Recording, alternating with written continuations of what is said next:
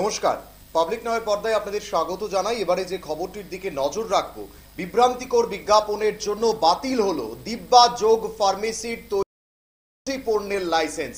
Supreme কোর্টে হলফনামা দাখিল করে জানিয়েছে এমনই উত্তরাখণ্ডের লাইসেন্সিং কর্তৃপক্ষ।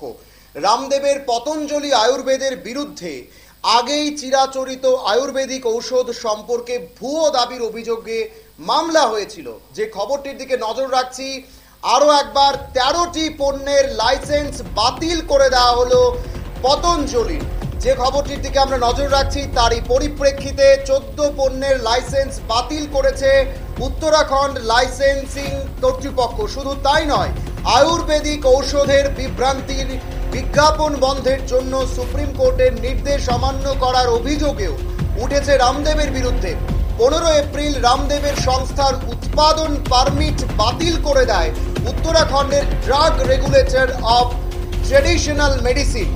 27 ফেব্রুয়ারি যোগ গুরু বাবা রামদেব এবং তার সহযোগী আচার্য বালকৃষ্ণকে বিভ্রান্তিকর বিজ্ঞাপন এবং কোনো প্রমাণ ছাড়াই হৃদরোগ হাঁপানির রোগ নিরাময়ের বিজ্ঞাপন দেওয়ার অভিযোগে অবমাননাকর নোটিশ জারি করেছে আদালত।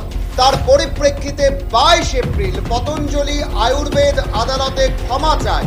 তবে এর উত্তরে শুনানির সময় আদালত বলে, আপনার সংস্থা যেভাবে সংবাদপত্রে বড় বড় বিজ্ঞাপন দিয়ে পণ্যের প্রচার করে সেভাবে কেন ক্ষমা চাইলেন না?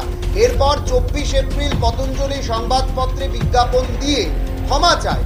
এই বিষয়ে আদালত কি মত দেবে তা মঙ্গলবারের শুনানিতে জানা যাবে, অর্থাৎ আজকে কিন্তু তার শুনানি হচ্ছে। আরো একবার আপনাদেরকে জানিয়ে রাখছি, পতঞ্জলির 13টি পণ্যের যে লাইসেন্স বাতিল হয়ে গেল দিব্যা যোগ ফার্মেসির তৈরি 13টি পণ্যের লাইসেন্স।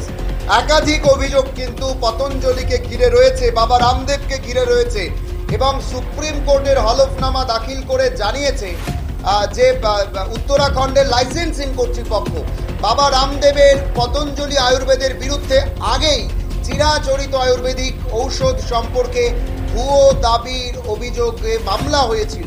তারই পরিপ্রেক্ষিতে 14টি পণ্যের লাইসেন্স বাতিল করেছিল আগে উত্তরাখণ্ড লাইসেন্সিং কর্তৃপক্ষ।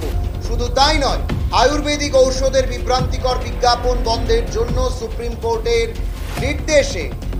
কোর্টের নির্দেশ অমান্য করার অভিযোগ উঠেছে রামদেবের বিরুদ্ধে।